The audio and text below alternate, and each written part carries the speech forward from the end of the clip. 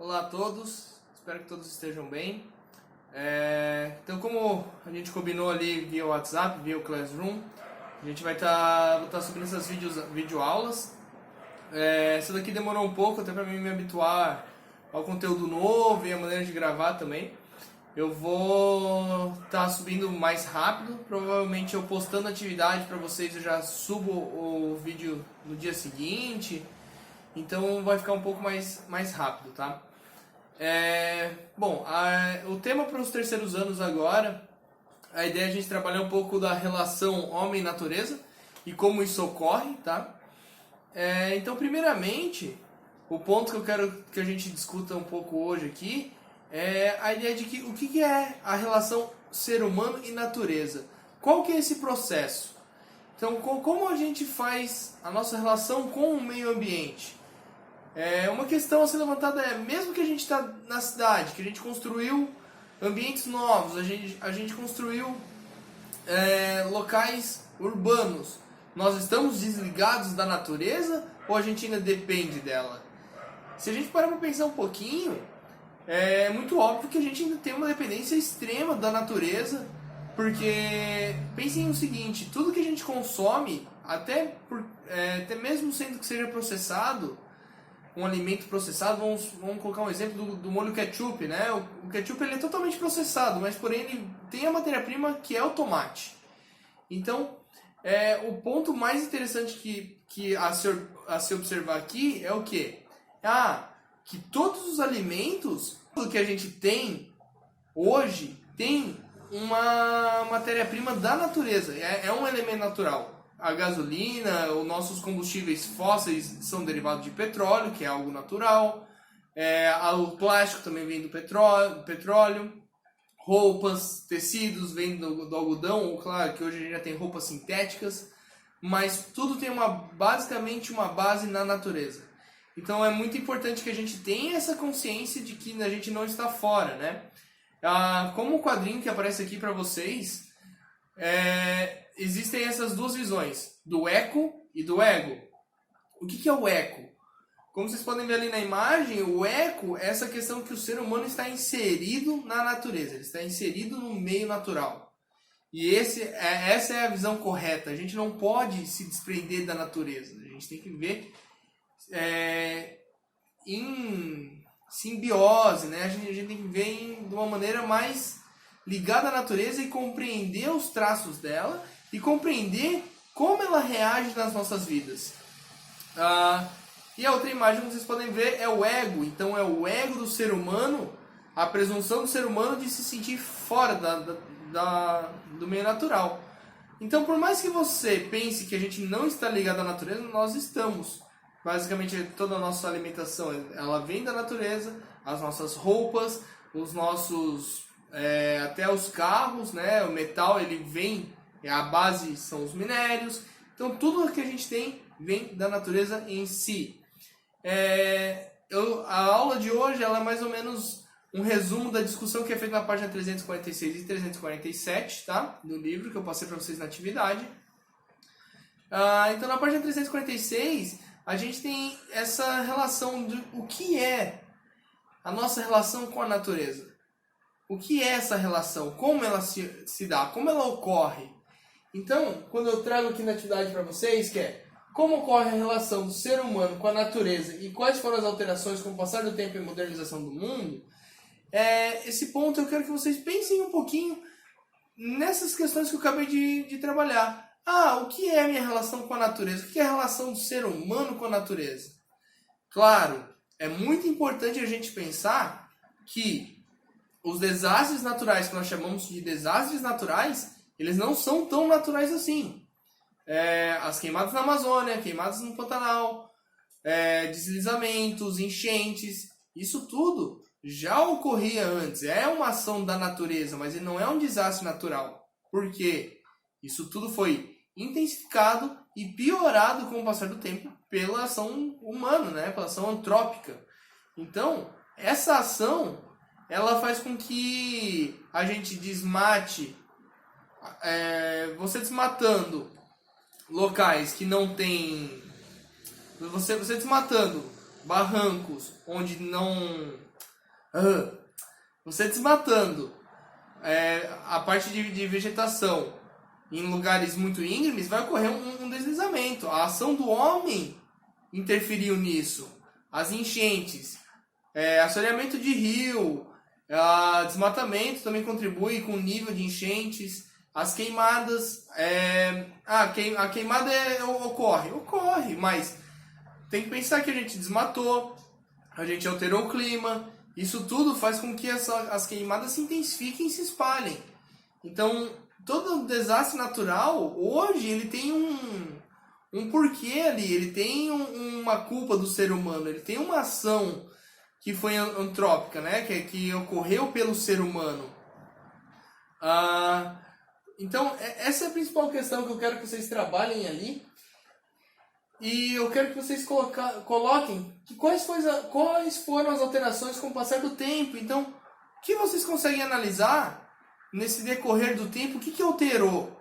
Chovia mais, chovia menos, a gente tinha estações mais definidas, hoje a gente passa mais calor ou passa mais frio. O que alterou? O que a gente pode ver? Onde a gente pode ver essas alterações? Um marco muito importante para isso foi a Revolução Industrial, onde há um aumento de emissão de gases para o meio ambiente, há um aumento de desmatamento, existe o êxodo rural, as pessoas começam a sair do campo de uma vida mais em conjunto da natureza para uma vida mais afastada, né? Mais transformada, que é o meio urbano, que é o que a gente tem hoje. Então, pensem um pouquinho e coloquem nessas linhas. Na página 346 ainda, a gente trabalha com questão de alienação. O que é essa alienação da natureza? Essa questão de que você chegar para uma criança hoje e perguntar de onde vem o suco, muitos não vão saber responder que vem da fruta, ou que o leite vem da vaca, muitos vão falar que vem da caixinha, do pacotinho. Essa alienação, essa dificuldade de compreender de onde vêm as coisas, pois o mundo processado, industrializado chegou a tal nível em que a gente já não consegue mais processar e entender isso, né? Entender qual a origem das coisas, da onde que vêm as coisas da natureza. Porque hoje é muito fácil, vai ali no mercado, pega, vem da caixinha, né?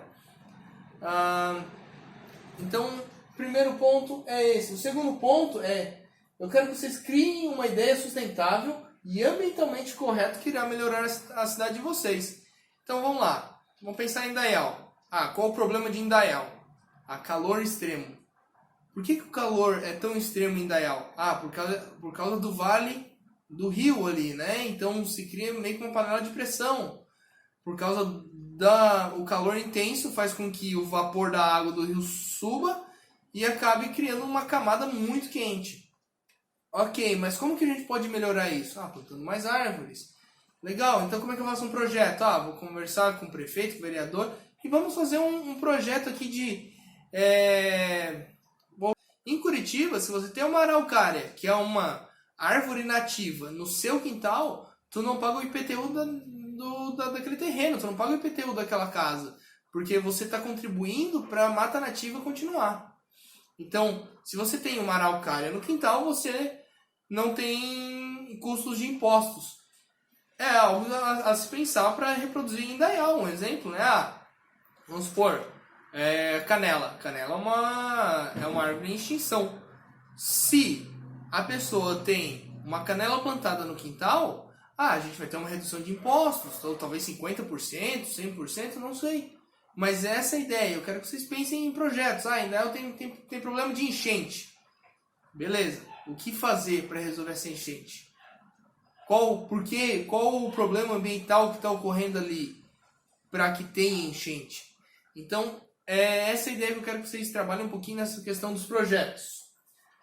Terceiro, qual a importância da relação humana com a natureza e qual o papel do ser humano nisso tudo? É um pouquinho do que eu já falei. Qual que é o nosso processo e qual que é a nossa importância aqui? É a gente sair desmatando para criar coisas, é a gente preservar, mas também viver... eu vou preservar, mas eu também vou me abster do meio urbano, vou me abster de tudo que eu já tenho de conforto e vou me enfiar no mato e viver do mato. Não, pera aí. A gente já está no século XXI. As coisas mudaram.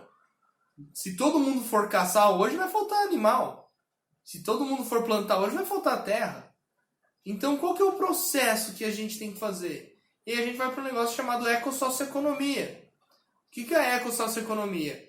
É um ponto que você consegue unir o mundo de hoje com uma ideia ambientalmente melhor, mais correta, né? De uma maneira mais sustentável.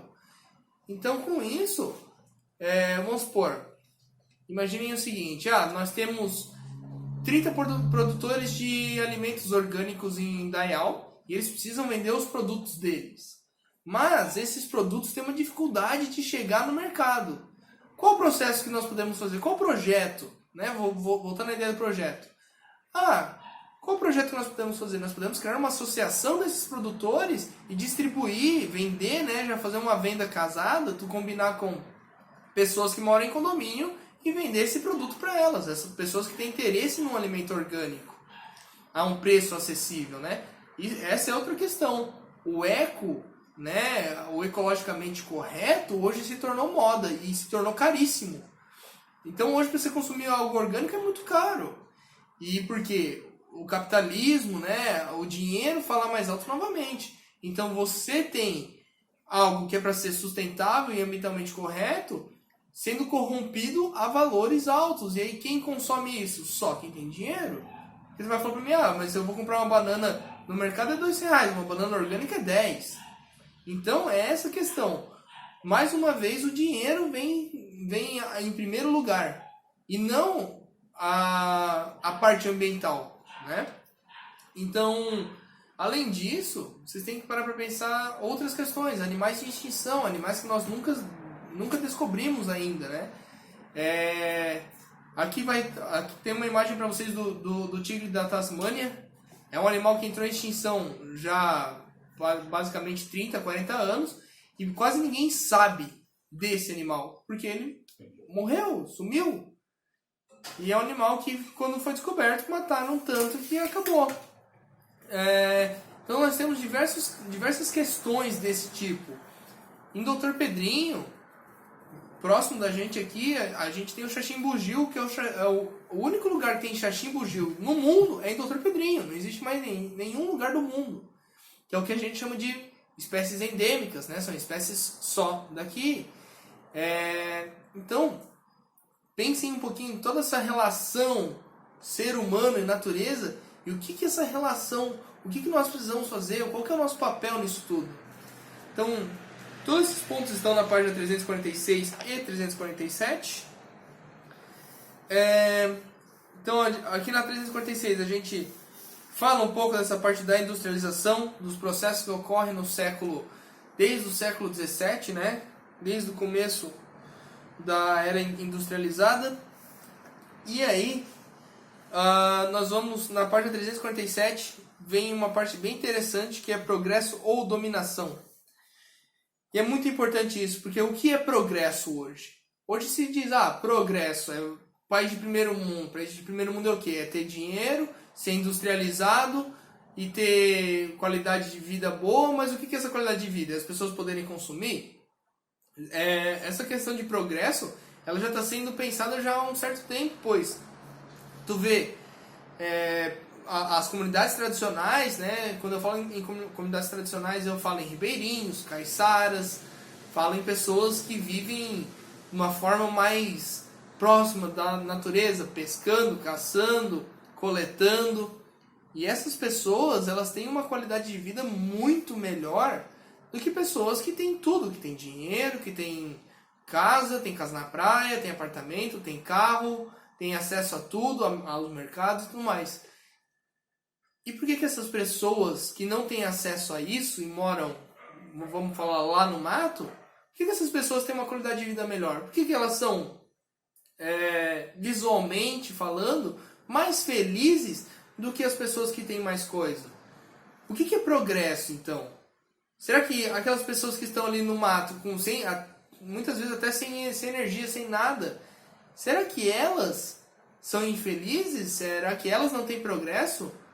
Ou será que elas são realmente felizes por ter as coisas simples e poder conquistar o seu alimento, fazer o processo de coleta de frutas e tudo mais? Essas pessoas, elas normalmente elas são muito mais felizes do que as pessoas na cidade. Tu vê muito mais pessoas na cidade com depressão do que essas pessoas que estão no meio do mato, trabalhando mais braçalmente, mas tem uma dificuldade maior na vida, claro, dentro de uma visão de progresso. Então, o que é o progresso, então? É nas pessoas que não têm nada ou as pessoas que têm tudo? Então, qual que é a noção de progresso que nós temos hoje? E trabalhando um pouquinho mais nessa questão das comunidades tradicionais, é muito importante a gente ouvir o que eles têm para falar, porque eles conhecem a natureza de uma forma mais próxima. Conhecendo a natureza de uma forma mais próxima, você tem mais informações sobre ela, né? Eu trabalhei com indígena, trabalhei com caiçara, com ribeirinho, de diversos lugares do Brasil, e é incrível como todas essas pessoas elas têm um conhecimento tão amplo que muitas vezes o cientista da universidade, da cidade, vai lá conversar com essas pessoas para pegar informações e depois para criar uma teoria que é a mesma coisa que aquelas pessoas falaram, só que elas estão falando, o cientista está falando num modo mais bonito, mais científico, né? Então, hoje a aula é bem curtinha mesmo, é só para trabalhar essas questões de relação e natureza, uma introdução. Depois, na próxima quinzena que está para vir, não sei se a gente vai voltar às aulas presenciais ou não, mas eu vou passar uma atividade um pouquinho mais elaborada e a gente vai trabalhar um pouco mais com essas pessoas, com as comunidades tradicionais e com a relação da natureza com eles, tá? Mas eu quero que, em primeiro momento, vocês compreendam o que é a relação da natureza com vocês, com a família de vocês, com a cidade de vocês, e qual o processo natural que vocês têm. Qual é o processo natural que eu tenho com a mãe natureza, com as matas, com a chuva. Não se esqueçam que a chuva é natureza, a árvore que nasce na calçada é natureza, aquela plantinha que sai numa rachadura é natureza, isso tudo é natureza. Então, qual que é esse processo? Quem sou eu no meio disso tudo? Qual que é a minha função? É muito fácil falar, eu vou separar o lixo reciclável, eu vou limpar a rua, eu vou ajudar, não sei o quê. É muito fácil falar isso e até mesmo fazer, mas sem pensar nas consequências que tu tá fazendo. Eu vou fazer isso, tá? Mas e aí, o que vai ajudar? Eu não vou separar lixo? Eu sei que vai ajudar em alguma coisa, mas pra que eu tô criando esse lixo? O que adianta eu separar o lixo reciclável e, vamos supor, eu tenho uma opção de comprar uma Coca-Cola retornável e uma Coca-Cola comum? Eu vou comprar a comum. Tá, mas a outra é mais barata já e tu vai estar ajudando o meio ambiente porque tu tá jogando menos plástico pro mundo, né? Então, essas questões que a luta contra desmatamento, a luta contra o fim do meio natural, ela está nos pequenos detalhes, não em pontos tão cruciais dessa maneira, né? Então, basicamente a ideia da aula de hoje é isso, é falar um pouco dessa relação com a natureza. Deem uma olhada na página 346, 347. Qualquer dúvida, podem me perguntar para mim. E aí eu passo para vocês e aí na semana que vem a gente faz um trabalho um pouco mais elaborado.